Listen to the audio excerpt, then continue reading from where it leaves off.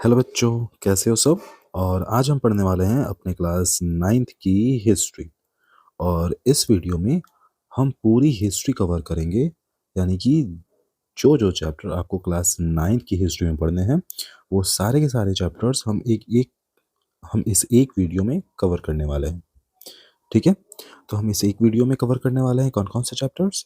सबसे पहला है हमारा फ्रेंच रिवॉल्यूशन रिवॉल्यूशन दूसरा कवर करेंगे हम लोग रशियन रिवॉल्यूशन, और तीसरा कवर करेंगे हम लोग Nazism and the rise of Hitler. तो ये तीनों चैप्टर्स को एक ही वीडियो में कवर किया जाएगा, और ये वीडियो पूरी की पूरी आपके एग्जाम के पर्सपेक्टिव से बनाई गई है कि एग्जाम में जो जो टॉपिक्स इंपॉर्टेंट लगते हैं, ठीक है, और जिन टॉपिक से क्वेश्चंस आने की ज़्यादा प्रोबेबिलिटी होती है, उन्हीं के बेसिस पे इस वीडियो को बनाया गया है। तो इस वीडियो को लास्ट तक देखिएगा और हर टॉपिक को बहुत अच्छे से समझिएगा, क्योंकि इनमें वही स्लाइड्स जोड़े गए हैं जो एग्ज़ाम के पॉइंट ऑफ व्यू से इम्पॉर्टेंट है। जैसे कि हमारा पहला, स्ट्रॉमिंग ऑफ द बस्टाइल, यानी कि बस्टाइल को गिराना। तो ऐसा क्यों हुआ? तो बात यह है कि 14 जुलाई 1789 को होता क्या है कि पेरिस शहर में खतरे की घंटी बजती है, स्टेट ऑफ अलार्म बजती है। बात क्या होता है कि लुइस 16 अपने कमांडर ट्रूप्स को ऑर्डर देता है कि वो शहर में घुसे, ठीक है, और लोगों को अपने कंट्रोल में रखे। लेकिन सुबह सुबह ही 7,000 मैन एंड वुमेन दोनों टाउन हॉल के सामने जमा होते हैं, और जमा होकर के अपनी पीपल मिलिशिया का गठन करते हैं, यानी कि बनाते हैं। लोगों के द्वारा बनाई गई आर्मी उसको बनाते हैं, और बना करके वो पहुंचते हैं सीधा बास्टाइल के प्रिजन पे, ठीक है, जो होता है storm for fortress prison of Bastille. वहां पहुंचते हैं और उसके कमांडर को, यानी कि जो वहां का जेलर होता है, उसे मार दिया जाता है, और साथ ही साथ वहां पर जो 7 प्रिजनर्स कैद होते हैं उनको छुड़वा लिया जाता है। फिर क्या होता है कि बास्टाइल में उस किले को, यानी कि बास्टाइल के किले को गिरा दिया जाता है, पूरा का पूरा किला ढह दिया जाता है, जो कि एक मोनार्की का सिंबल था। अब इसी पूरे के पूरे इंसिडेंट्स, ठीक है, को फ्रेंच रेवोल्यूशन के तौर पे देखा जाता है। लेकिन यहाँ पर एक बड़ा सा क्वेश्चन ये है, ये सारे इंसिडेंट्स आखिर हुए क्यों थे? तो उसका आंसर हमें मिलेगा चैप्टर में आगे।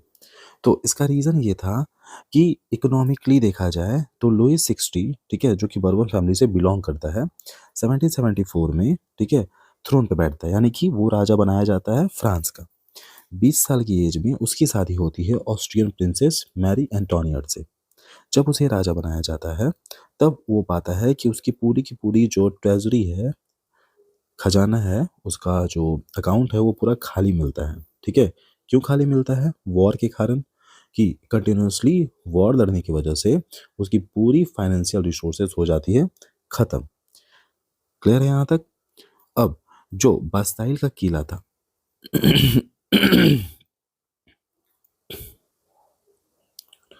अब जो पैलेस थी वर्साइल की, ठीक है, उसके जो भी खर्चे थे, यानी कि उसको चलाने के लिए बहुत ज़्यादा खर्च होता था उस केवल उसके महल को।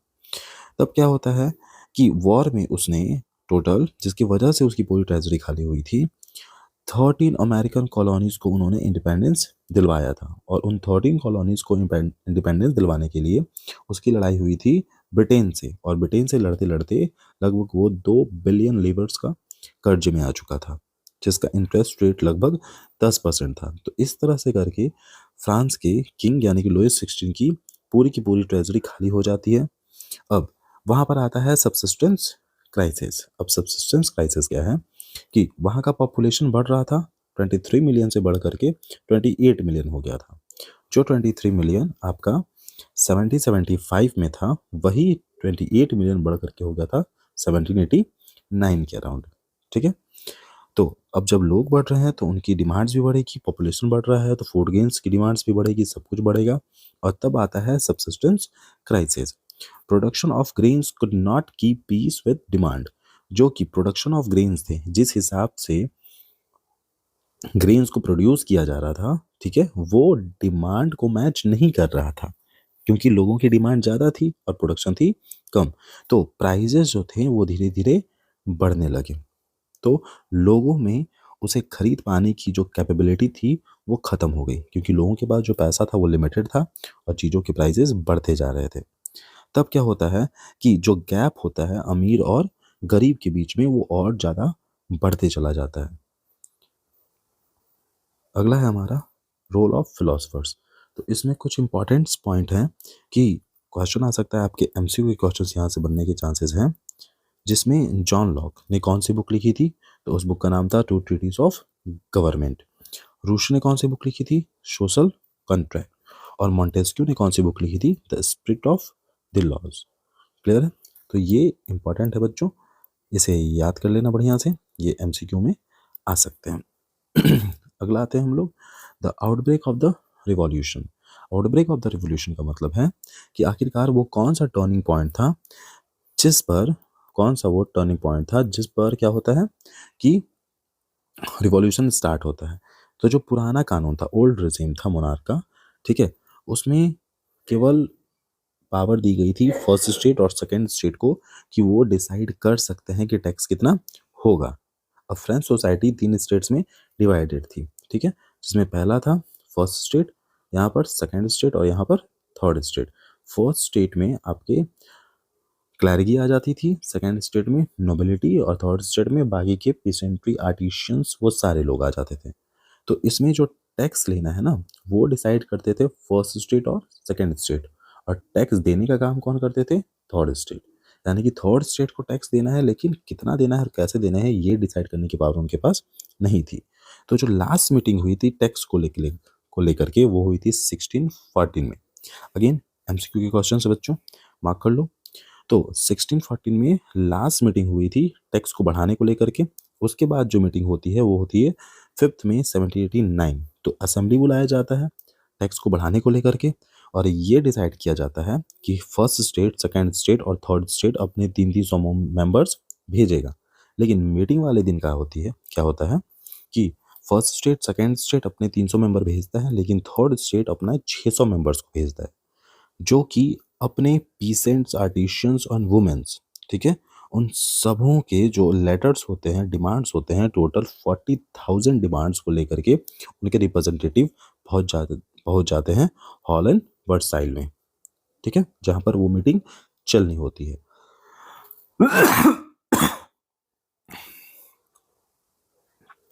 अब टेनिस कोर्ट,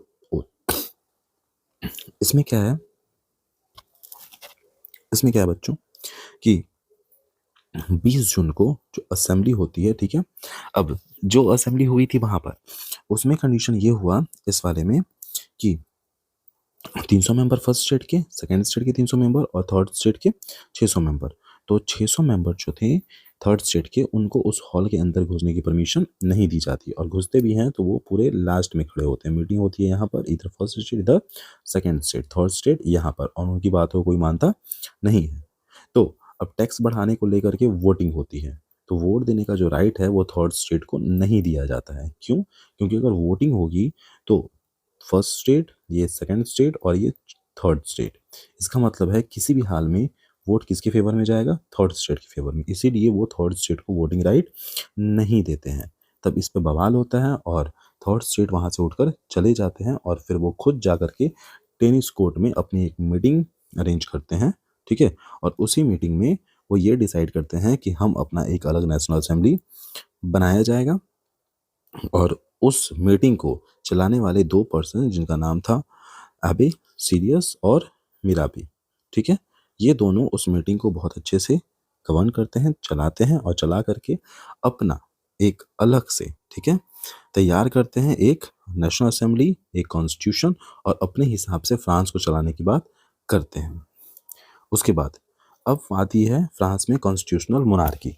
कॉन्स्टिट्यूशनल मोनार्की वो कंडीशन है कि जब मोनार्की अपने पावर्स को, ठीक है, कॉन्स्टिट्यूशन के अकॉर्डिंग चलाएगा। इसका सीधा मतलब है कि मोनार्की अभी तक जो एब्सोल्यूट पावर गेन कर रहा था, अब उसकी पूरी पावर कहाँ से कंट्रोल होगी? कॉन्स्टिट्यूशन से। यानी कि उस कॉन्स्टिट्यूशन में जिन जिन पावर्स को मोनार्की को दिया जाएगा, मोनार्की उन्हीं पावर्स का यूज़ करेगी, उसके बियॉन्ड वो कोई अदर पावर का यूज़ नहीं कर सकती है। That's called constitutional monarchy. अब इस कंडीशन में क्या होता है कि 1791 में national assembly drafted the constitution, यानी कि फ्रेंच रेवोल्यूशन हो चुका है यहाँ तक, और नेशनल असेंबली क्या करती है, अपनी एक कॉन्स्टिट्यूशन बनाती है 1791 में। किसके पावर को कंट्रोल करने के लिए? मोनार्की के पावर को कंट्रोल करने के लिए। और साथ ही साथ वो लेजिस्लेचर, एक्सिक्यूटिव और जुडिशरी को सेपरेट पावर प्रोवाइड करती है, जो कि इंडिया में है। ठीक है, कि लेजिस्लेचर अलग काम करेगी, एग्जीक्यूटिव अलग काम करेगी और जुडिशरी अलग काम करेगी। साथ ही साथ national assembly got the power to make laws which is indirectly elected by the active citizen. अब फ्रांस में ना दो कंडीशन लगाया गया था। दो तरह के सिटीजन थे, एक थे एक्टिव सिटीजन और दूसरे थे पैसिव सिटीजन। एक्टिव सिटीजन कौन थे? जो 25 ईयर से ज़्यादा के होंगे और वो टैक्स देते हैं। ठीक है, साथ ही साथ पैसिव सिटीजन कौन होंगे? बचे हुए जो टैक्स नहीं देते हैं और साथ ही साथ उनके वुमेन्स, ये हो जाएंगे पैसिव सिटीजन। तो अब वहाँ की असेंबली को बनाने का काम दिया गया था किसको? एक्टिव सिटीजन्स को। तो एक्टिव सिटीजन के पास था राइट टू वोट, और वही वोट दे करके नेशनल असेंबली के मेंबर्स को चूज कर सकते थे। अगला है हमारे कुछ सिंबल्स। अब सिंबल्स समझते हैं कि फ्रेंच रेवोल्यूशन में सिंबल्स क्या मायने रखते हैं। तो ब्रोकन चेन, ठीक है, जो कि दिखाता है स्लेव्स की कंडीशन को, ठीक है, कि स्लेव्स को अब आज़ाद कर दिया गया है। बंडल ऑफ रॉड्स, ठीक है, ये यूनिटी को रिप्रेजेंट करता है। किसको? यूनिटी को रिप्रेजेंट करता है। पॉलिटिकल सिंबल्स, ये ट्रायंगल के अंदर में एक आई जो कि सब कुछ देख रही होती है। ठीक है, ये है मोनार्की का एक रॉयल सिंबल। ठीक है, यानी कि रॉयल पावर का सिंबल जो इस वाली छड़ी से रिप्रेजेंट होता है। साथ ही साथ एक रिंग, ठीक है, जो कि सिंबल करता है इंटर्निटी को। Ring has neither beginning nor and. अब ये रेड फेर्जियन कैप, इसका मतलब होता है कि cap won by a slave upon becoming free. जब एक स्लेव, ठीक है, फ्री हो जाता है, आज़ाद हो जाता है, तब वो इस तरह की टोपी पहनता है, जिसे देख करके लोग ये समझते हैं कि ये कभी स्लेव था और अब स्लेव नहीं है। पॉलिटिकल सिंबल्स, पॉलिटिकल सिंबल्स का मतलब है ये blue red and blue white and red, the national colour of France. साथ ही साथ विंग्ड मैन, यानी कि एक औरत जो पंखों के साथ है, ठीक है, जो पर्सनिफिकेशन कर रही है लॉज का। पॉलिटिकल सिंबल में न्यू टैबलेट है जो उनके लॉज को रिप्रेजेंट करता है। The laws in the same for all and all are equal before it. India में भी है आर्टिकल 14 के अकॉर्डिंग इक्वालिटी बिफोर लॉ। ठीक है, अबॉलिश मोनार्की। अब क्या होता है कि मोनार्की को अबॉलिश किया जाता है, जिसका सीधा मतलब है बच्चा, यहाँ पर देखो, Louis 60 had sign the constitution but made secret negotiation with the king of Persia. तो लुइस 60 उस पूरे के पूरे डॉक्यूमेंट पे यानी कॉन्स्टिट्यूशन पे साइन तो कर देता है, बट सीक्रेटली वो किंग ऑफ पर्सिया के साथ में नेगोशिएशन करता है कि आप मेरी मदद करिए इस पूरे के पूरे रिवॉल्यूशन को सप्रेस करने में। अब लोगों को ये पता चल जाता है, ठीक है, और चलने के साथ ही national assembly voted for declare war against Prussia and Austria. साथ ही साथ they saw this as war for peoples against king and aristocracy. तो लोग इस वॉर को लेते हैं, ये वॉर किंग और एरिस्टोक्रेसी के अगेंस्ट में है। किंग आप समझ रहे हैं लुई 60, एरिस्टोक्रेसी यानी कि सोसाइटी के सबसे अमीर और पावरफुल लोग, जो किसकी मदद कर रहे थे? लुई 16 की मदद कर रहे थे। Among the patriotic song Marseillaise write by Rouget de Lisle. ठीक है, ये इंपॉर्टेंट है, मार्क कर लेना इसको एमसीक्यू के लिए। साथ ही साथ यहाँ पर आता है Marseillaise is now the national anthem of France. ठीक है, तो फ्रांस का नेशनल एंथम क्या था? Marseillaise. The Jacobin club. Jacobin club बच्चा, जैकोबिन क्लब का मतलब ये है कि वो क्लब की बात हो रही है यहाँ पर जो कि लोगों के द्वारा क्रिएट की गई थी, जो वहाँ के छोटे छोटे लोग थे उनके द्वारा क्रिएट की गई थी, और वही जैकोबिन क्लब में बैठ करके अपने रेवोल्यूशंस को डिस्कस किया करते थे। ये एक तरह का पॉलिटिकल क्लब था, ठीक है, जो मोस्ट सक्सेसफुल हुआ, बहुत ज़्यादा सक्सेसफुल होता है जैकोबिन क्लब के नाम से। It's got its name from a formal convent Saint Jacob in Paris. Women form their own club, यानी कि मेल्स के लिए अलग थी, फीमेल्स के लिए ये क्लब अलग थी। ठीक है, अब इस जैकोबिन क्लब के जो लीडर बनते हैं वो है मैक्सिमिलियन रोबेस्पियर। ठीक है, जो कि वहाँ की कॉन्स्टिट्यूशनल मोनार्की खत्म होने के बाद में यही वहाँ पर रूल करना शुरू करते हैं, और जिनकी वजह से होता है reason the reign of terror. ठीक है, अब इसका मतलब ये है कि ये वो पीरियड था 1793 से लेकर के 94 में, जब डर का माहौल पूरे फ्रांस में फैलना शुरू करता है। ये इसलिए कि रोबोस्फेयर अपनी पॉलिसीज़ को लेकर के कहो बहुत ही ज़्यादा स्ट्रिक्ट थे, और जो उनके खिलाफ जाता था उनको सज़ा मिलती थी। सज़ा कैसे मिलती थी?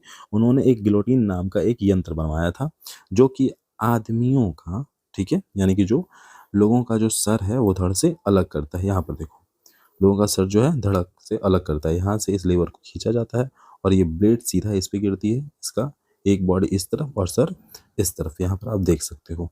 ठीक है, इसी को बोलते हैं गिलोटिन, और गिलोटिन का नाम पड़ा था डॉक्टर गिलोटिन के थ्रू, जिन्होंने इसको इन्वेंट किया था।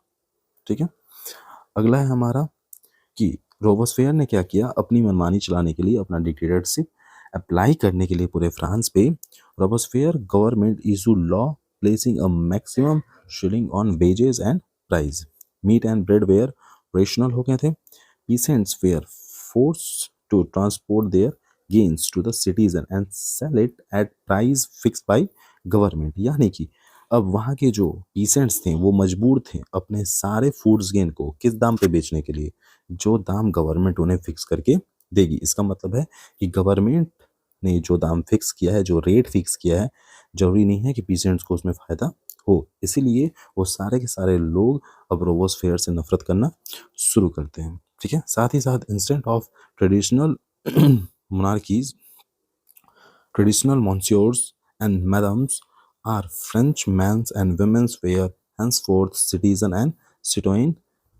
ठीक है, यानी कि अब वहाँ के लोगों को ये बोला गया कि आप यहाँ के प्रॉपर सिटीजन्स हैं। Church were shut down, church को बंद कर दिया गया and their building converted into barracks और ऑफिस, यानी कि चर्च को बंद करके उनकी बिल्डिंग्स को बैरक और ऑफिसेज में कन्वर्ट कर दिया गया। He was convinced by a court July 1794 arrest and on the next day sent to guillotine. और लास्ट में क्या हुआ कि जिनके कारण से, यानी कि रोबोस्फेयर के कारण से ये डर का माहौल फैला हुआ था पूरे के पूरे फ्रांस में, फाइनली उसी आदमी को गिलोटिन से मार दिया गया, और यहाँ पर ऑलमोस्ट रेगन ऑफ टेरर खत्म होता है। अब बात यह है कि वुमेन्स ने कैसे आखिरकार इस पूरे मूवमेंट में पार्टिसिपेट किया। तो ये इस चैप्टर का लास्ट स्लाइड है, जिसमें वुमेन का हमें कंट्रीब्यूशन देना है रिवॉल्यूशन में। तो वो कैसे होता है? Most women of the third state had to work for life, यानी कि अधिकतर जो वुमेन्स थी वो काम करती थी अपने जीने और खाने के लिए फ्रांस में। ठीक है, they worked as seamstress and laundress, sold flowers, fruit and vegetable at the market, were employed as domestic servant in the house and procedures people। यानी कि इसका मतलब ये है कि बहुत सारी औरतें फूल बेचा करती थी, फ्रूट्स बेचा करती थी, वेजिटेबल बेचा करती थी मार्केट में, और साथ ही साथ बड़े बड़े घरों में प्रोस्पेरियस पीपल्स के लिए, यानी कि उच्च अधिकारियों के लिए उनके घरों पर एज अ सर्वेंट का काम करती थी। Most women did not have access to education और जॉब ट्रेनिंग, यानी कि बहुत सारी औरतों के पास में उनके पास एजुकेशन का एक्सेस नहीं था, यानी कि वो पढ़ नहीं सकती थी और ना ही तो जॉब की ट्रेनिंग ले सकती थी। तो उनको जो भी बेसिक काम मिलता था, घर वर साफ करना, सब्जियां बेचना, सब्जियां उगाना, वही काम वो करती थी।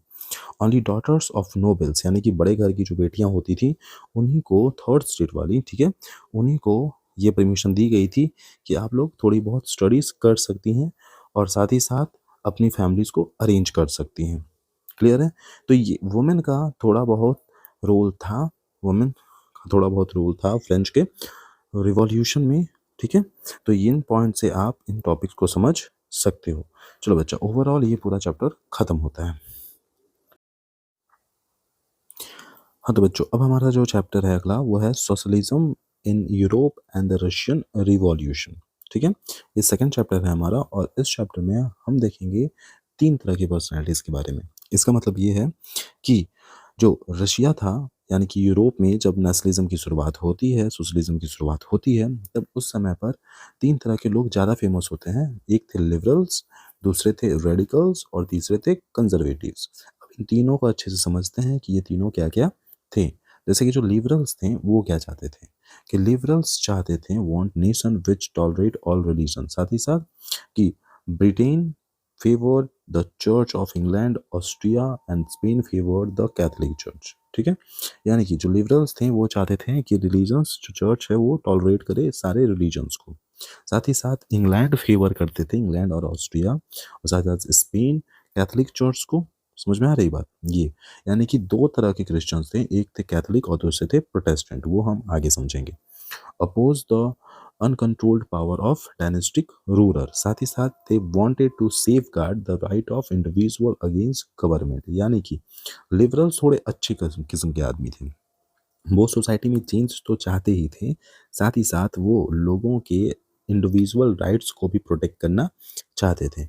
साथ ही साथ वो आर्ग्यू करते थे रिप्रेजेंटेटिव इलेक्टेड पार्लियामेंट गवर्नमेंट पे, कि इस तरह की जो व्यवस्था होती है, अरेंजमेंट होती है, वो होनी चाहिए ताकि लोग खुल करके उस जगह पर जी सकें, अच्छे से रह सकें। ठीक है, लेकिन इसी के साथ में इसी के साथ में बच्चों देखो, जो रेडिकल्स थे वो थोड़े से अलग थे। क्यों? क्योंकि रेडिकल्स चाहते थे nation with government was based on majority of a countries population. तो रेडिकल क्या चाहते थे कि गवर्नमेंट हो, लेकिन किसके बेस पे? Majority of a countries population, यानी कि कंट्री की जो पॉपुलेशन जो चाहती है उसी तरीके से हो। लेकिन many support women suffrage suffragette movement, यानी कि बहुत सारे ऐसे थे जो वुमेन को भी राइट टू वोट देना चाहते थे। वुमेन सफरेज का मतलब यहाँ से हो जाएगा राइट टू वोट। किसके लिए? वुमेन के लिए। क्लियर है ये चीज? अगला है हमारा, unlike liberals they oppose the privilege of great land owners and wealthy factory owners, यानी कि जो लिबरल्स थे वो थोड़ा लिमिटेड चाहते थे, लेकिन जो रेडिकल्स थे वो थोड़ा अलग चाहते थे। They were not against the existence of private property, साथ ही साथ वो प्राइवेट प्रॉपर्टी के अगेंस्ट नहीं थे। ठीक है, और ना ही तो जो कंसंट्रेशन था प्रॉपर्टी का वो एक आदमी के हाथ में होना चाहिए। यानी कि रेडिकल्स चाहते थे थोड़े से अलग और खुल करके, वो वुमेन्स को राइट टू वोट भी देना चाहते थे, प्रॉपर्टी किसी बड़े आदमी के हाथ में ना हो ये भी वो चाहते थे, यानी कि वो सोसाइटी में कुछ अच्छा बदलाव लाना चाहते थे। ठीक है, लेकिन इन दोनों के अपोजिट में कंजर्वेटिव थे। कंजर्वेटिव इस तरह के थे कि वो ना ही तो रेडिकल और ना ही तो लिबरल्स के साथ रहना चाहते थे, वो इनके बिल्कुल उल्टा चाहते थे। वो चाहते थे कि यहाँ पर मोनार्की रहेगी, ठीक है, स्टेट पर मोनार्की का कंट्रोल रहेगा और सारे रिसोर्सेज पे भी वहाँ के एरिस्टोक्रेसी का कंट्रोल रहेगा। ठीक है, यानी कि वो बिल्कुल भी सुधार ज़्यादा चाहते नहीं थे। ठीक है, और साथ ही साथ वो डेवलपमेंट का स्लो प्रोसेस चाहते थे, ना कि फास्ट प्रोसेस। वो चाहते थे कि बदलाव हो, लेकिन किस तरह का बदलाव हो? बदलाव हो स्लो में। चलो, हमारा अगला है बच्चा यहाँ पर the coming of socialism in Europe. इसका सीधा मतलब है कि अब यूरोप में सोशलिज्म आया कैसे। तो socialist were against private properties and saw it as the root of all social ills of the time, यानी कि जो सोशलिज्म का मतलब है वो सोशलिज्म अगेंस्ट है। किसके अगेंस्ट है? कि प्राइवेट प्रॉपर्टी लोगों के पास नहीं होनी चाहिए। इसका मतलब है कि लोगों के पास अगर प्राइवेट प्रॉपर्टी रहेगी तब क्या होगा? सारे सोशल इविल्स का जन्म होगा। साथ ही साथ society as a whole rather than single individual controlled property, more attention would be paid to collective social interest। इसका सीधा मतलब है कि वो सारे के सारे, ठीक है, लिबरल्स या सोशलिज्म, जिन जो लोग सोशलिज्म को फॉलो करते थे वो सभी इंडिविजुअल्स के प्रॉपर्टीज़ को, ठीक है, कंट्रोल करना चाहते थे, और साथ ही साथ में वो उन संपत्तियों को सब में बांटना चाहते थे। उनका मानना था कि सारे प्रॉपर्टीज़ पे स्टेट का कब्जा हो और स्टेट उन सारे प्रॉपर्टीज को इक्वली उन सारे पार्ट्स में बांटे, सारे लोगों को बांटे। ठीक है, सपोर्ट फॉर सोशलिज्म। अगला टॉपिक है हमारा, in Germany their association work closely with the social democratic party. ठीक है, यानी कि SPD social democratic party and help it win parliamentary seats By 1905, socialist and trade unionists formed Labour Party in Britain and Socialist Party in France. अब यहाँ पर बच्चों इन नाम्स को ध्यान से देखो और इनको बढ़िया से याद करना, क्योंकि यहाँ से बन सकते हैं आपके एमसीक्यू के क्वेश्चंस। अगला चीज है however till 1914 socialists never succeed in forming government in Europe, यानी कि जो सोशलिस्ट है वो succeed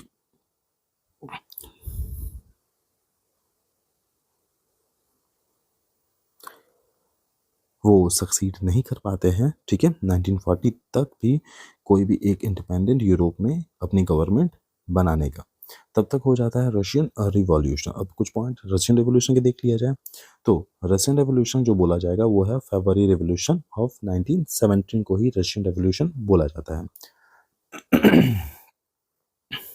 Socialists took over the government in Russia through the October Revolution of 1917.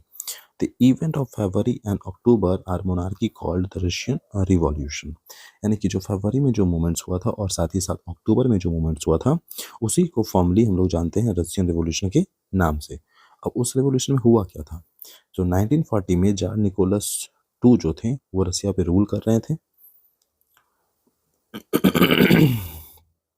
रसिया पे रूल कर रहे थे। The Russian empire include current day Finland, Latvia, Lithuania, Estonia, part of Poland, Ukraine, Belarus, central Asian state as well as Georgia, Armenia and Azerbaijan. यानी कि जो Russia आप देखते हो वो इन सभी स्टेट से मिलकर के बना हुआ था उस टाइम तक। The majority of religion Russian Orthodox Christianity, जो मेजोरिटी थी वहाँ की वो कौन सी रिलीजन को फॉलो करते थे, रशियन ऑर्थोडॉक्स क्रिश्चियनिटी को। और कुछ एम्पायर जो थे वो थे Catholic, Protestant, Muslim and Buddhist, यानी कि इन सब में से कुछ कुछ अलग अलग भी थे और कुछ लोग क्रिश्चियन थे, कुछ लोग मुस्लिम्स थे, कुछ लोग बौद्धिस्ट थे। अब इकोनॉमिक एंड सोसाइटी, अब वहाँ की इकोनॉमी एंड सोसाइटी कैसी थी इन चीज़ों पर ध्यान दिया जाए। वहाँ की 85%, ठीक है, ये बच्चा टॉपिक इंपॉर्टेंट है याद करना, ठीक है। इन चीज़ों को इसको मार्क कर लो वीवीआई करके। यहाँ पर है कि Russian population were agriculturist, this proportion was higher than in most European countries, यानी कि रशिया में 85% फार्मर्स थे जो कि अदर यूरोपियन कंट्री से बहुत ही ज़्यादा थे। फ्रांस में केवल 40% ही फार्मर थे, जर्मनी में 50% ही फार्मर थे, लेकिन रशिया में कितने थे, 85%। ये उनकी कंडीशन को दिखाता है कि रशिया की इकोनॉमी 1905 तक कैसी थी, ठीक है। Russia was major exporter of grains, याद करना इन पॉइंट्स को। Industry was form in pockets, prominent industry area were Saint Petersburg and Moscow, यानी कि जो बड़े बड़े इंडस्ट्री थे वो बड़े बड़े लोगों के पॉकेट्स में हुआ करते थे, और जो इंडस्ट्रियल एरिया था वो पीटर्सबर्ग एंड मॉस्को में सेटल था, यानी कि ये दो जगह है कहाँ के, रशिया के, और इन्हीं दो जगहों पर अधिकतर इंडस्ट्रियल एरिया एस्टेब्लिश था। Many factories come up, railway networks were extended and foreign investment in industries increased, coal production double and iron and steel output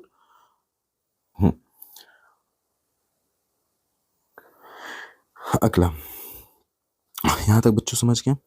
most industry was the private property of industries government, यानी कि अधिकतर जो industry थी वो industries के हाथ में थी, ठीक है। Government supervise large factory to ensure minimum wages and limited hour of work. कुछ कुछ फैक्ट्रीज ऐसी थी जो लार्ज फैक्ट्रीज जिनको गवर्नमेंट कंट्रोल करती थी और वो मिनिमम वेजेज और साथ साथ लिमिटेड ऑफ वर्क, यानी कि काम के घंटे फिक्स किए जाते थे। Working day was some time 15 घंटे के होते थे, यानी कि 15 घंटे उनको एक दिन में काम करवाया जाता था, कंपेयर विद 10 और 12 आवर्स इन फैक्ट्रीज। यानी कि अब जो लेबर क्लास था, ठीक है, वो परेशान था क्योंकि उनकी सैलरी उतनी ही थी और काम ज़्यादा करवाया जाता था। अगला है इकोनॉमिक एंड सोसाइटी में देखते हैं। Workers are divided social groups, यानी कि वर्कर्स सोशल ग्रुप्स में डिवाइडेड थे, ठीक है। एक स्किल थे, स्किल में आता है कुछ मेटल वर्कर्स थे जो खुद को एरिस्टोक्रेसी समझते थे, ठीक है, यानी कि जो लेबर्स में भी क्या थे, एरिस्टोक्रेट्स थे, लेबर में भी सबसे बढ़िया वाले लेबर्स। वुमेन मेड अप 31%, यानी कि वुमेन जो लेबर्स बनती थी वो 31% थी, यानी कि टोटल लेबर का कितने थे, 31% वुमेन्स थी वहाँ पर। अब जो फैक्ट्री लेबर्स में फोर्स किया जाता था कि कम पैसे पे ज़्यादा काम करवाना, ठीक है, और साथ ही साथ उनके काम भी बटे हुए थे, ठीक है। अगली बार अगला पॉइंट है बच्चों, in country side peace and cultivated most of the land but nobility the crown and the orthodox church own large property. अब शहर के बाहर जो छोटे छोटे कस्बे और गांव थे, वहाँ के जो लोग थे वो फार्मर थे, अधिकतर लोग फार्मर ही थे, और वो दूसरों की ज़मीन यानी कि नोबिलिटी की ज़मीन या क्राउन की ज़मीनों पर वो खेती किया करते थे, और सारा पैसा वो किसको दे देते थे, नोबिलिटी को दे देते हैं, और नोबिलिटी उसी में से उन किसानों को थोड़ा बहुत पैसा देती थी।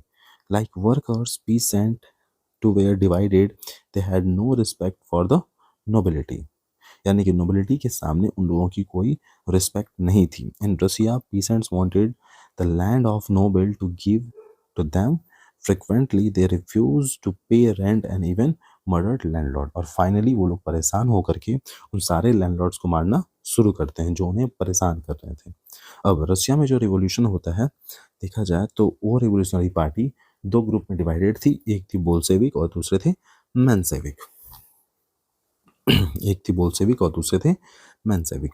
जो बोल्शेविक थे उनको लीड कर रहे थे व्लादिमीर लेनिन, ठीक है, who led by Bolshevik groups thought that repressive society like Tsarist Russia, the party should be disciplined and should control the number of quality of its member, यानी कि जो बोल्शेविक्स थे वो अगेंस्ट थे, किसके against थे, वो अगेंस्ट थे जारसिस्ट थ्योरी के, यानी कि जो राजा के सलाहकार थे, जो राजा की शर्तों पे काम करते थे, वो सारे बोल्शेविक्स राजा के अगेंस्ट में काम करते थे, लेकिन जो मेंशेविक थे वो राजा के साथ रह के काम करना पसंद करते थे, ठीक है, और वो सबके लिए खुला था।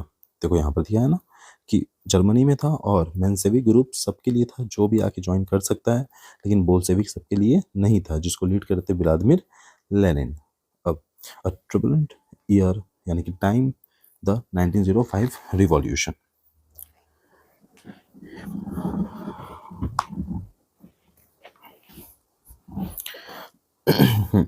अब यहाँ पर आता है कि Russia was an autocracy, the tsar was not subject to parliament, यानी कि जो जार था वो पार्लियामेंट का सब्जेक्ट नहीं था। साथ ही साथ liberals in Russian campaign to end their state of fair, यानी कि अब रशियन कैंपेन जब शुरू हुआ तो कैसे भी करके लोगों के अंदर से जार के प्रति के डर को ख़त्म किया गया, यानी कि जार के प्रति जो लोगों के मन में डर था उन सारे डर को ख़त्म किया गया और लोगों को एकजुट किया गया, और फाइनली छोटा मोटा रेवोल्यूशन से स्टार्ट होता है। They were supported in the empire by nationalists in Poland for intense and Muslim-dominant areas, jihadist, Muslim reformers within the Russian Empire। अब हो सकता है कि क्वेश्चन में आ जाए who are jihadist, ठीक है, तो आप लिखोगे क्या, Muslim reformers within the Russian empire, यानी कि जडिस्ट उनको बोला जाता था जो रशियन एम्पायर में ही मुस्लिम रिफॉर्मर्स होते थे। अब देखते हैं आगे, प्राइसेस ऑफ इसेंशियल गुड रोज, यानी कि जो इसेंशियल गुड्स के प्राइसेस थे वो भी कंटिन्यूसली बढ़ते जा रहे थे, और जो वेजेस थे यानी कि उनके वेतन जो सैलरी थी वो 20% से घट गई थी। अब लोगों में गुस्सा आना शुरू होता है। When 4 members of Assembly of Russian Workers were dismissed at the Putilov Iron Work, there was a call for industrial action, यानी कि रशिया के कुछ वर्कर यानी कि 4 वर्कर्स को जॉब से निकाल दिया जाता है, और कौन से फैक्ट्री से निकाला जाता है, पुतिलाव के फैक्ट्री से, ठीक है। अब over the next few days में 1,10,000 वर्कर्स सेंट पीटर्सबर्ग में स्ट्राइक पे बैठ जाते हैं उन 4 वर्कर को नौकरी से निकालने के लिए। When the procession of workers led by Father Gapon reached the Winter Winter Palace, it was attacked by the police and Cossacks. Over 100 workers were killed and about 300 wounded, यानी कि 100 वर्कर्स लगभग मारे गए और 300 जख्मी हो गए, और इसी इंसिडेंट्स को बोला गया ब्लडी संडे। अब यहाँ पर इस वाले पॉइंट को इंपॉर्टेंट कर लो, ठीक है, कि ब्लडी संडे क्या था। ब्लडी संडे क्या था, तो इस वाले इंसिडेंट को ब्लडी संडे बोला जाता है कि जब 4 वर्कर्स को, ठीक है, पुतिलाव आयरन वर्क से निकाला गया, तब उसके अगेंस्ट प्रोटेस्ट में 1,10,000 लोग सेंट पीटर्सबर्ग के रोड पे स्ट्राइक पे बैठ जाते हैं। जब वो स्ट्राइक पे बैठते हैं तो उन स्ट्राइक को हेड कौन करते हैं? फादर कैपॉन। अब क्या होता है कि वहाँ पर पुलिस आती है और अंधाधुंध गोलियां चलाना शुरू करती है। तो उसमें 100 लोग मारे जाते हैं और 300 लोग घायल होते हैं। इसी इंसिडेंट को बोला जाता है ब्लडी संडे। अब फर्स्ट वर्ल्ड वॉर की बात आती है। तो फर्स्ट वर्ल्ड वॉर का जो टाइम है बच्चा वो है 1940 से लेकर के 18 के बीच में, ठीक है। यहाँ पर अब इसमें क्या होता है कि first world war on the eastern front different from that western front, यानी कि जो फर्स्ट वर्ल्ड वॉर था वो ईस्टर्न फ्रंट पे अलग था और वेस्टर्न फ्रंट पे अलग था। Russian army loss badly in Germany and Austria between 1914, यानी कि जो रशिया की आर्मी थी वो जर्मनी और ऑस्ट्रिया में बहुत गंदे तरीके से हारती है, ठीक है। There were over 7 million casualties by 1970, और लगभग 7 मिलियन, ठीक है, कैजुअलिटीज जो होती हैं वो 1917 तक होती हैं। As they are retreated, the Russian army destroy crop and buildings to prevent the enemy for being able to leave of the land। और साथ ही साथ रशियन आर्मी अपने सारे क्रॉप को और बिल्डिंग्स को तहस नहस कर देती है कि जो भी आर्मी उनके देश में घुसेगा उन पे हमला करने के लिए उनके पास खाने के लिए और रहने के लिए, खाने के लिए खाना और रहने के लिए घर नहीं बचेगा। The destruction of crops and building led over the 3 million refugees in Russia, जिसकी वजह से रसिया में 3 मिलियन रिफ्यूजीज की समस्या खड़ी हो जाती है। अब आते हैं हम लोग फेब्रुअरी रिवॉल्यूशन पे। तो फेब्रुअरी रिवॉल्यूशन पेट्रोग्राड में स्टार्ट होता है। Workers quarter and factories were located on the right bank of river Neva, यानी कि एक रिवर है जो रसिया में बहती है जिसका नाम है नेवा।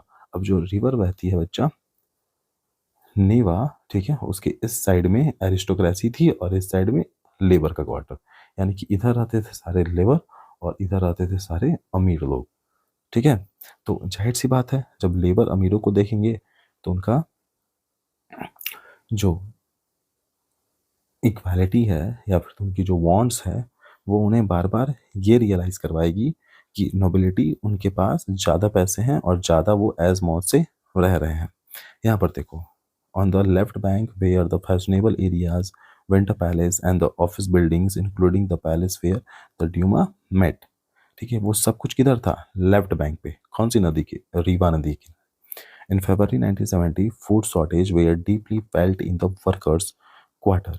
साथ ही साथ पार्लियामेंट्री जो हैं वो लोग प्रिजर्व करते हैं इलेक्टेड गवर्नमेंट को, were oppose the desire to dissolve the Duma, ठीक है। अब 1917 में फरवरी में एक रेवोल्यूशन खड़ा होता है और यही रेवोल्यूशन ओरिजिनल वाला फ्रेंच रेवोल्यूशन है मेरा बच्चा। अगला देखते हैं। On 22 February, a lockout took place at the factory on the right bank, और इस साइड वाले फैक्ट्री में, ठीक है, 22 फरवरी को रिवोल्यूशन स्टार्ट हो जाता है।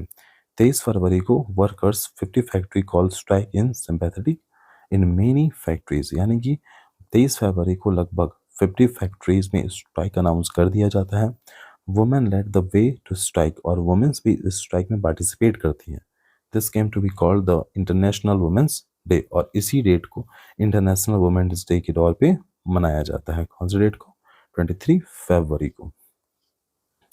अगला है हमारा the demonstrating workers reach to the centre of the capital the Nevsky prospect at the fashionable quarters and office building were, यानी कि अब वो धीरे धीरे वो जो कर्फ्यू है, ठीक है, वो जो प्रोटेस्ट है वो उनके घरों तक पहुंचता है, ठीक है, वो एरिस्टोक्रेट्स के घरों तक, और वहां से रेवोल्यूशन होना और ज़्यादा तेज हो जाता है। Demonstrators disappear by the evening but they come back 24 and 25 of February, और फाइनली संडे को 25 फरवरी को गवर्नमेंट को सस्पेंड कर दिया जाता है, ड्यूमा को ख़त्म कर दिया जाता है, और 26 फरवरी को जो डेमोन्स्ट्रेटर थे यानी कि रिवोल्यूशनरी थे वो रिटर्न होते हैं और फोर्सफुली स्ट्रीट्स और अपने उस अपने क्वार्टर्स को छोड़ते हैं और एरिस्टोक्रेट्स के घरों पे हमला करते हैं। On the 27 police headquarter were ransacked the street थॉट with people raising slogan about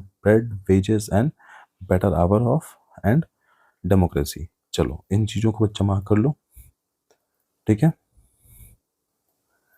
अगला है army officers landowners and industrialists were influenced in the provisional governments। यानी कि अब जो ऑफिसर्स थे, जो लैंड ओनर्स थे और जो इंडस्ट्रियलिस्ट थे वो इन्फ्लुएंस हो जाते हैं प्रोविजनल गवर्नमेंट से। restrictions on the public meeting and association were removed, और जो restrictions लगाए गए थे मीटिंग्स पे, एसोसिएशन पे, वो हटा दिए जाते हैं। Soviets like the Petrograd soviets were set up everywhere, और साथ ही साथ रशिया की अपनी आर्मी पेट्रोगार्ड्स, ठीक है, उसको फॉर्म किया जाता है। और अप्रैल 1970 में बोल्शेविक, जिसको लीड कौन कर रहे थे, व्लादिमीर लेनिन, रिटर्न होते हैं रसिया अपने एग्जाइल से और बोल्शेविक को दोबारा से खड़ा करते हैं, उस टीम को खड़ा करते हैं और डिक्लेयर करते हैं वॉर, किसके अगेंस्ट में, एरिस्टोक्रेसी के अगेंस्ट में, ठीक है।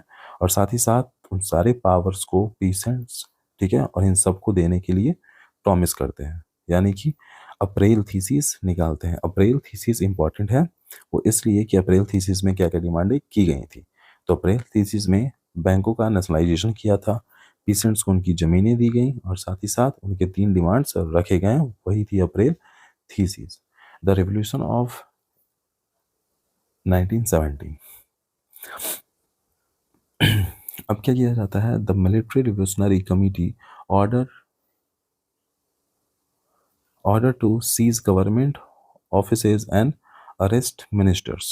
Late in the day, ship Aurora sailed in the Winter Palace, Versailles sailed down, and Neva took over the various military points। और साथ ही साथ पूरे एरिया में, विंटर पैलेस में भी अब मिलिट्री एरियाज बनाई जाती हैं और पूरे रशिया को अपने अकॉर्डिंग कंट्रोल किया जाता है, ठीक है। अगला है बच्चा, what change after October, October के बाद क्या चेंज होता है। तो November 1970 Bolshevik conduct the election to the constituent assembly but fail होते हैं। फाइनली जनवरी 19 में assembly rejected Bolsheviks measures and Lenin dismiss the assembly. पर लेनिन क्या करते हैं, असेंबली को पूरी तरह से डिसमिस कर देते हैं, वो असेंबली जो लेनिन की बात मानने के लिए तैयार नहीं होता है। फाइनली मार्च 90 में Bolshevik made peace and Germany at Brest Litovsk. Russia become one party state, यानी कि रशिया बन जाता है कैसा स्टेट, वन पार्टी स्टेट। इसका मतलब है कि ऑपोजिशन में वहाँ कोई पार्टी नहीं रहेगी, जैसे कि चाइना में चलता है। Trade union were set up under the party control. The secret police, इसका नाम रहता है the Cheka first and later OGPU and NKVD नाम रखा जाता है। Punish those who criticise the Bolshevik, यानी कि अब बोल्शेविक वहाँ पर थोड़ा बहुत डिक्टेटरशिप फॉलो करना शुरू करते हैं, लेकिन वहाँ पर स्टार्ट हो जाता है civil war. But civil war किसके अगेंस्ट में होता है, ठीक है, लेनिन के अगेंस्ट में। Non Bolshevik socialist liberal and supporters of autocracy commanded the Bolshevik uprising. Their leaders moved the South Russia and organized troops to fight the Bolshevik, जिसे बोलते हैं red army. During 1980 and 1990 green, यानी कि जो socialist revolutionary थे, और white जो कि प्रो जार्सिस्ट थे, control most of the Russian empire. And finally इन सबका कंट्रोल किस पे चल जाता है, रशियन एम्पायर पे। यानी कि पूरा का पूरा रशिया 2 पार्टियों से चल रहा था, एक बोल्शेविक और दूसरा मेंशेविक, और यहाँ पर आकर के मेंशेविक अपना कंट्रोल दोबारा से एस्टैब्लिश कर लेते हैं। They were backed by France, Americans, British and Japanese troops. As these troops and the Bolshevik fought civil war, looting, banditry and famine become common। साथ ही साथ लूटपाट स्टार्ट हो जाती है और वहाँ के जो फेमाइन है यानी कि अकाल है वो वहाँ की नॉर्मल बात हो जाती है। तो यहाँ तक बच्चा रशियन रेवोल्यूशन भी होता है हमारा खत्म। हाँ तो बच्चों, हमारा अगला जो चैप्टर है वो है Nazism and the rise of Hitler, ठीक है। Nazism and the rise of Hitler important chapter है और ये लास्ट चैप्टर भी है हमारा। तो इस चैप्टर में हम देखने वाले हैं अपने स्टोरी छोटे से बच्चे हेलमुट की। अब क्या होता है कि एक हेलमुट है जो एक 11 ईयर का एक बच्चा होता है और वो अपने बेड पे लेटा हुआ होता है। तो तभी वो अपने पेरेंट्स को कुछ डिस्कस करते हुए सुनता है। उसके फादर बोलते हैं अपनी अपनी वाइफ से यानी कि उसकी मदर से कि now the allies will do to us what we did the crippled and Jews, यानी कि अब जो हमने ज्यूज के साथ किया है और जो जिप्सी के साथ किया है, अब वो सेम अलाइड फोर्सेस अब हमारे साथ करेंगी। Later Helmut father shoot himself in his office, और बाद में हेलमुट के जो फादर होते हैं वो खुद को ऑफिस में ही गोली मार लेते हैं। और वो बच्चा डरा हुआ कि उसकी माँ कहीं उसे खाने में जहर ना दे दे, इसलिए वो सालों तक घर पे खाना नहीं खाता है, 9 साल तक वो घर पे खाना नहीं खाता है। अब बात क्या है कि अलाइड पावर क्या है और एक्सेस पावर क्या है, ठीक है। अब इन चीज़ों को समझते हैं, अलाइड क्या है और एक्सेस क्या है। तो यहाँ पर बच्चा इंपॉर्टेंट बात ये है कि सेकेंड वर्ल्ड वॉर यानी कि जो हुआ था 1939 टू 45 में, तो उसमें क्या होता है कि जो अलाइज है जिसमें कौन कौन सी कंट्रीज हैं, यूके है, फ्रांस है और यूएसएसआर और यूएसए है, ठीक है। एक्सेस पावर जर्मनी, इटली और जापान का है। फर्स्ट वॉर की कंडीशन क्या होती है कि फर्स्ट वर्ल्ड वॉर में allied power Great Britain, France, Russia, Italy, Romania, Japan and United State होते हैं। जबकि सेंट्रल पावर में कौन होता है, Germany, Austria Hungary, Bulgaria, Ottoman empire, ये लोग। लेकिन दोनों वॉर में, फर्स्ट वर्ल्ड वॉर और सेकेंड वर्ल्ड वॉर में, जो हार होती है वो होती है सेंट्रल पावर की ही और यहाँ पर एक्सिस पावर की। तो दोनों में हारता कौन है, जर्मनी ही, ठीक है। तो अब होता क्या है, जेनोसाइडल वॉर। जेनोसाइडल वॉर तब होती है जब बहुत सारे आदमियों को मारा जाता है। Genocidal war kill a large scale leading to destruction of large sector of peoples. तो लगभग सेकेंड वर्ल्ड वॉर में 6 मिलियन जूस को मारा गया, 2 मिलियन जिप्सी को मारा गया, 1 मिलियन पॉलिश को मारा गया और 70,000 जर्मन्स को मारा गया, ठीक है। ये इतने काम किए गए और उसमें से साथ ही साथ जो लोग फिजिकली डिसेबल थे उनको भी मारा गया, ठीक है। और इन सभी लोगों को मारा गया था कहाँ पर, जर्मनी के अंदर। नाजिज्म जो कि हिटलर की पार्टी थी, ठीक है, वो लोगों को मार रही थी, ठीक है, gassing them in various killing centres like एस्ज्विज एंड न्यूरम्बर्ग एंड ट्रिब्यूनल। इन सभी जगहों पर वो नाजी आर्मी बाकी के लोगों को मार रही थी। The birth of the Weimar republic. अब birth of the Weimar republic क्या है कि Germany fought First World War 1914 to 18 alongside the Austrian Empire and against the Allied forces. Allied forces में कौन कौन थी, England, France and Russia. Germany made initial gain by occupying France and Belgium. यानी कि शुरुआत में क्या होता है कि इन सबको मारा जाता है, बुल्गेरियंस को, बेल्जियम को, और स्टार्टिंग में क्या होता है कि जर्मनी सबसे पहले ऑक्यूपाई करती है फ्रांस के एरियाज़ को और बेल्जियम के एरियाज़ को, लेकिन फाइनली धीरे धीरे वो हारना शुरू करती है। जब अलाइड पावर में यूएसए जुड़ता है यानी कि यूनाइटेड स्टेट की एंट्री होती है 1917 में, तब जाकर के अलाइड पावर जीतती है और हराती किसको है, जर्मनी को और सेंट्रल पावर को। After the defeat of imperial Germany and the abdication of imperial और national assembly at met Weimar, Germany में एक जगह है जिसका नाम है Weimar, and establish democratic constitution with a federal structure. और साथ ही साथ वहाँ पर उन सारे मोनार्की पावर को खत्म करके वहाँ पर डिक्टेटरशिप अप्लाई की जाती है। अब यहाँ पर जो वाइमर रिपब्लिक है was not receive well by own people largely because of the term it was force to accept after Germany defeat at the end of first world war. यानी कि जो ट्रीटी ऑफ वर्साइल होती है ना बच्चा, देखो जो ट्रीटी ऑफ वर्साइल होती है उसमें इतने कड़े प्रोविज़न जर्मनी के लिए सेट किए जाते हैं कि आपको बहुत चीज़ें अब किसको देनी होगी, फ्रांस को देनी होगी, ब्रिटेन को देनी होगी, क्योंकि आपकी वजह से वॉर वाली कंडीशन क्रिएट हुई थी जिसमें बहुत ज़्यादा लॉस हुआ। तो अब इस लॉस की भरपाई कौन करेगा, तो वो करेगा जर्मनी करेगा, ठीक है। तब होती है ट्रीटी ऑफ वर्साइल, ठीक है। और इस वर्साइल में जितने भी लोगों को मारा गया था, ह्यूमिलिएट किया गया था, एरियाज़ को छीना गया था, अब सबकी भरपाई का जिम्मा किस पे थोप दिया जाता है, जर्मनी पे थोप दिया जाता है। तो लगभग उसकी 1/10 पॉपुलेशन छीन ली जाती है उससे, 13% ऑफ इट्स टेरिटरी ले ली जाती है, यानी कि 13% उसकी पूरी लैंड एक्वायर जो करता है वो छीन ली जाती है, 75% इट्स आयरन एंड 26% इट्स कोल, यानी कि 27% उसके आयरन रिजर्व को ले लिया जाता है और 26% उसके कोल रिजर्व को ले लिया जाता है।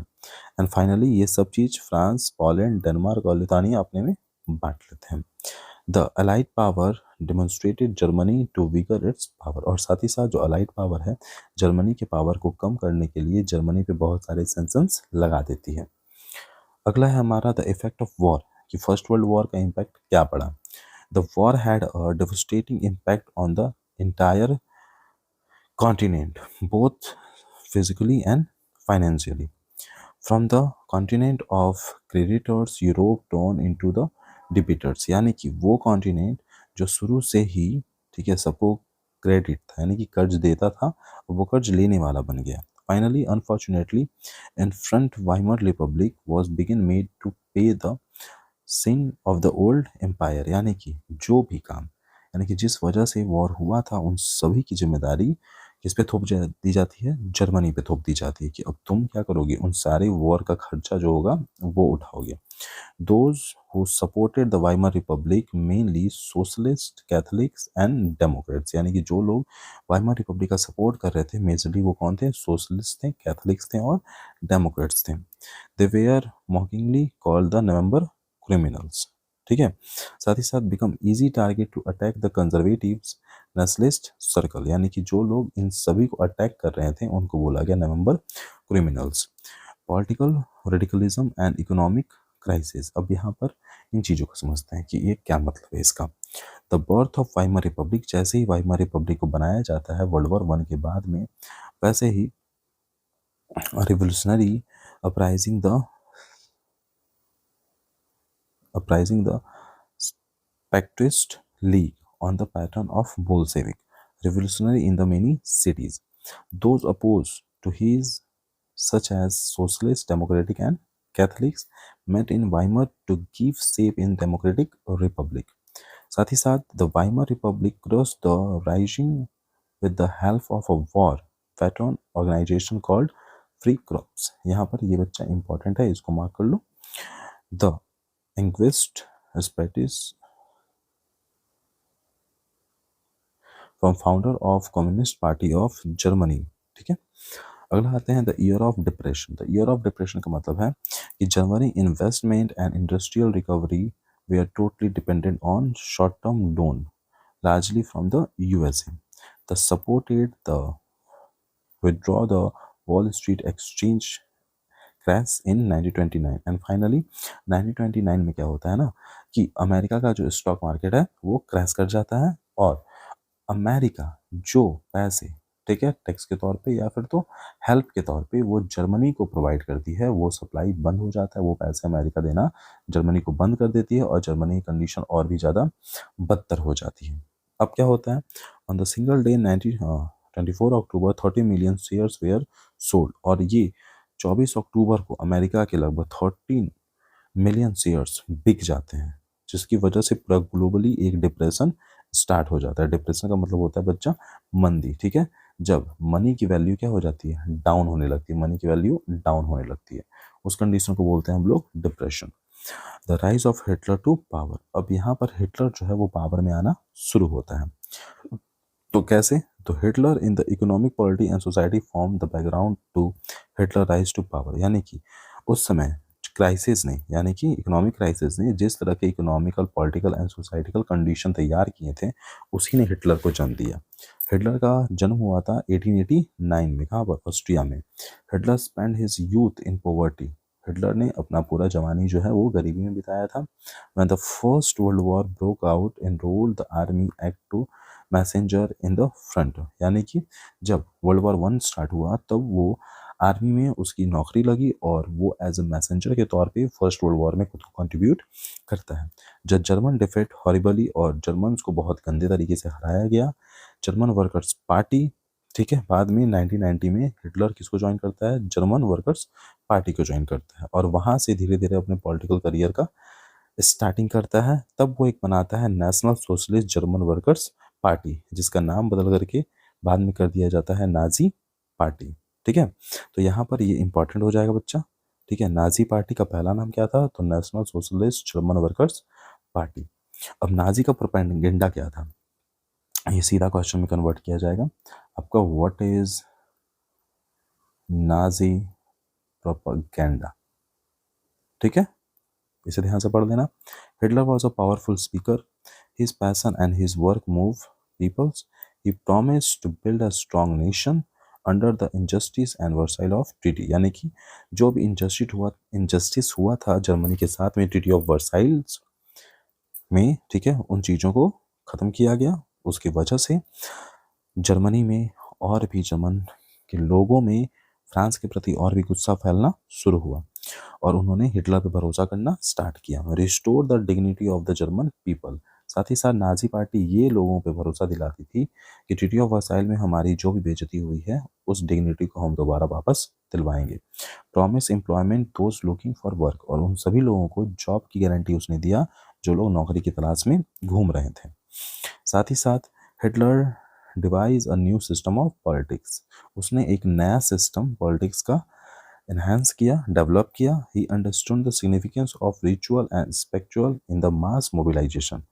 तो उसने समझा कि जब हमें बहुत ज़्यादा नंबर में लोगों को एक साथ जमा करना है, तो हमें रिचुअल्स का सहारा लेना पड़ेगा।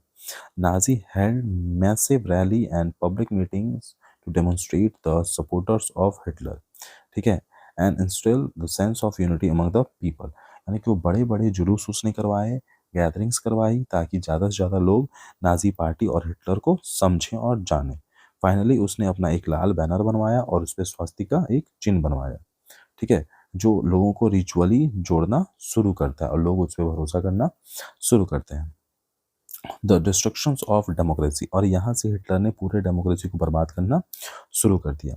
13 जनवरी 1933 प्रेसिडेंट हिंडरबर्ग ऑफर करते हैं प्रेसिडेंट हिटलर को जर्मनी का चांसलरशिप, ठीक है, और फाइनली हिटलर बन जाता है जर्मनी का कैबिनेट मिनिस्टर्स, ठीक है।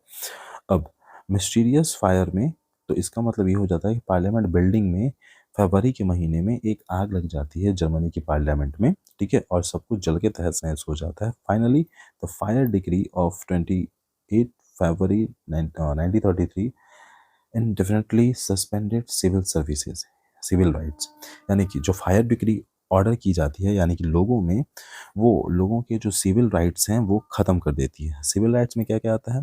फ्रीडम ऑफ स्पीच, प्रेस के सेम प्रेस और असेंबली, ये सारी चीज़ें आदमियों से छीन ली जाती है। और साथ ही साथ वो वहाँ पर अचीवमेंट और साथ ही साथ वो वहाँ पर कम्युनिस्ट, ठीक है, most of home where heredity pact of the newly establish constitution came, और साथ ही साथ वो वहाँ पर अपने हिसाब से लोगों को, ठीक है, अपॉइंट करने लगता है मिनिस्ट्री की पोजीशंस पे, और वो उन्हीं लोगों को लगता है जो नाजी पे आंख बंद करके भरोसा करते हैं, यानी कि उन पर ट्रस्ट करते हैं, वो उन्हीं लोगों को अपने साथ काम करने के लिए रखता है जो कि कोई क्वेश्चन ना करें, और जो लोग उसके अगेंस्ट में बोलना शुरू करते हैं उन सबको पकड़ा जाता है और कंसंट्रेशन कैंप में डाला जाता है। टोटल 6,808 लोगों को अरेस्ट करके, ठीक है, कंसंट्रेशन कैंप में भेजा गया और बाद में उन्हें वहां से मार दिया गया। अगेन होता है रिकंस्ट्रक्शन। तो फ्रांस रसिया में, जर्मनी में हिटलर ने जर्मनी के रिकंस्ट्रक्शन का काम जो है वो हजमल सैचर्ट को दिया। फाइनली हजमल सैचर्ट ने वहाँ पर जर्मनी के सुपर हाईवेज बनाए और एक कार कंपनी द वॉक्सवैगन का क्रिएशन किया एंड अपनी फॉरेन पॉलिसी को सही किया। उनका फॉरेन पॉलिसी क्या था? तो ही pulled out of the league of nation in 1933, reoccupied the Rhineland in 1936 and integrated Austria and Germany in 1938 under the slogan one people one empire and one leader, ठीक है। अब वो अपनी फॉरेन पॉलिसी पे काम करता है और इंपीरियलिज्म वाले कॉन्सेप्ट को आगे बढ़ाता है कि जितना बड़ा एरिया हमारा होगा उतनी ही ज़्यादा पावर हमें मिलेगी इन चीज़ों को। He then went to the war speaking Sudetenland from the Czechoslovakia, और साथ ही साथ वो जहाँ पर सुडेटनलैंड में जो एक चेकोस्लोवाकिया है, ठीक है, वहाँ पर वो जर्मन स्पीकिंग लोगों को अपने साइड करता है और पूरे एरिया को कैप्चर करके अपने अंडर में मिलाना शुरू करता है। साथ ही साथ द नाजी का जो वर्ल्ड व्यू था, यानी कि नाजी कैसे बाकी आदमियों को देखते थे कि कौन जर्मनी में रह सकते हैं, कौन जर्मनी में नहीं रह सकते हैं, उसमें थे कि नाजी आइडियोलॉजी में वो रेशियल हेरिडिटी को मानता था। इसका मतलब ये था कि जो लोग वहाँ के नॉर्डिक जर्मन आर्यंस हैं वहीं को जर्मनी में रहने का अधिकार दिया जाएगा, बाकी को जर्मनी में रहने का अधिकार नहीं है। साथ ही साथ चार्ल्स डार्विन ने जो अपना स्पेंसर्स यानी कि जो अपने थ्योरी निकाली थी द इवोल्यूशन, उसको उसने पूरी तरीके से खारिज किया। ये बोला कि ये भी गलत है और उस हिसाब से उसने इवोल्यूशन और नेचर, ठीक है, ये सारे रूल्स के अगेंस्ट जा करके सर्वाइवल ऑफ द फिटेस्ट के कॉन्सेप्ट पर ध्यान दिया। यानी कि वही लोग यहाँ पर रहेंगे जो सबसे ज़्यादा स्ट्रॉन्ग और पावरफुल होंगे। यानी कि जर्मनी में जो बच्चे हैंडीकैप पैदा होते थे उसको भी हिटलर ने मारना शुरू किया। ठीक है, ये था नाजी का world view. And then establishment of the racial state and Germany अब क्या किया जाता है, रेशियल स्टेट के तौर पे बनाया जाता है और वहाँ रहने का अधिकार किसको दिया गया, सिर्फ नॉर्डिक जर्मन आर्यंस को। यहाँ दिखाया ना बच्चा, देखो यहाँ पर देखो तो नॉर्डिक जर्मन आर्यंस को दिया गया वो चीज़। And finally once in power, यानी कि जब हिटलर पावर में आता है तो वो उन सारे लोगों को, ठीक है, जो फिजिकली एलिमिनेटिंग है उन सबको हटाता है वहाँ से, क्योंकि वो कौन से कॉन्सेप्ट को फॉलो कर रहा था, सर्वाइवल दे फिटेस्ट के कॉन्सेप्ट को फॉलो कर रहा था। अब नाजी वांटेड, यानी कि नाजी चाहते थे कि वहाँ पर सिर्फ pure and healthy Nordic Aryan ही जर्मनी में रहें जो डिज़ायरेबल ग्रुप होंगे, और साथ ही साथ जो अनडिज़ायरेबल होंगे उनको जर्मनी में रहने का कोई हक नहीं है। सीधा हिटलर का मानना ये था बच्चा कि जर्मनी में अगर हम वीक पर्सन्स को जगह देंगे, कमज़ोर लोगों को अगर जगह देते हैं तो जर्मनी भी धीरे धीरे कमज़ोर बनेगा, और अगर जर्मनी में हम स्ट्रांग लोगों को जगह देते हैं तो जर्मनी भी धीरे धीरे स्ट्रांग बनेगा। तो जो नाजी पार्टी थी, यानी कि हिटलर की पार्टी थी, वो इन्हीं कॉन्सेप्ट पे काम करती थी और बहुत सारे लोगों को मारना शुरू किया।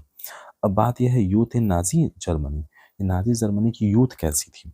Hitler was financially fascinate Hitler was fantastically interested in the youth of the country, यानी कि हिटलर को सबसे ज़्यादा जो इंटरेस्ट था वो वहाँ के यूथ में था, तो वो यूथ को अपने हिसाब से बिल्ड करना चाहती थी। He felt that the strong Nazi society could be established only the teaching the children Nazi ideology, तो उसका मानना था कि बच्चों को शुरू से ही नाजी की आइडियोलॉजी सिखानी जरूरी है। और all school cleaned and purified, तो सभी स्कूलों को क्लीन किया गया और प्योरीफाइड किया गया। इसका मतलब है कि उन्हीं स्कूलों में सिर्फ जर्मन बच्चे ही, नॉर्डिक आर्यन बच्चे ही उसमें पढ़ेंगे, बाकी के बच्चे उसमें नहीं पढ़ेंगे। साथ ही साथ वो बच्चे जो नॉर्डिक जर्मन्स नहीं थे, जैसे कि जूस हो गए, जिप्सी हो गए, उन सबको अनडिज़ायरेबल चिल्ड्रंस बोला गया और उनको भी ज़बरदस्ती नाजी की आइडियोलॉजी पढ़ाई गई, और जो बच्चे तैयार नहीं होते थे फाइनली उनको और उनके पेरेंट्स को मार दिया जाता था।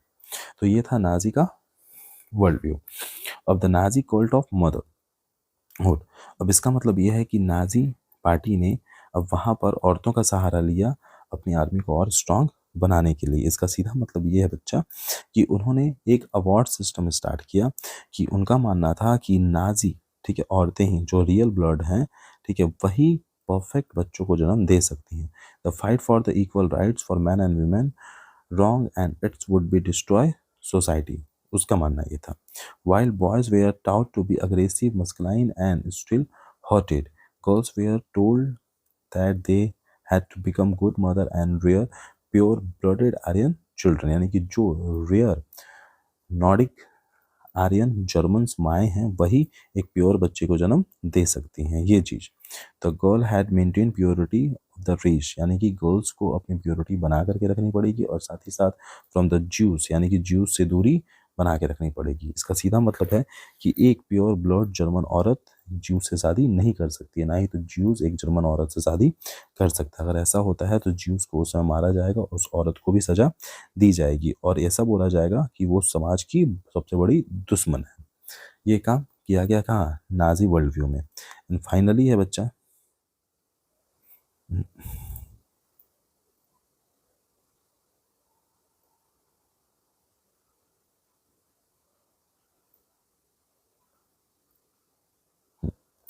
एंड फाइनली है यहाँ पर देखो द प्रोपेगेंडा, ठीक है। The Nazi regime use language and media with care and often to great effect. Nazi never use the word kill और murder in the official communications, यानी कि नाजी जो है अपने ऑफिस कम्युनिकेशन में कभी किल या मर्डर वर्ड यूज नहीं करते थे। Mass killing were termed special treatment final solution, यानी कि अगर लोगों को मारना है तो वो उसमें मर्डर या किल का यूज़ नहीं करते थे, वो उसकी जगह पर स्पेशल ट्रीटमेंट या फाइनल सॉल्यूशन का यूज़ करते थे जूस के लिए।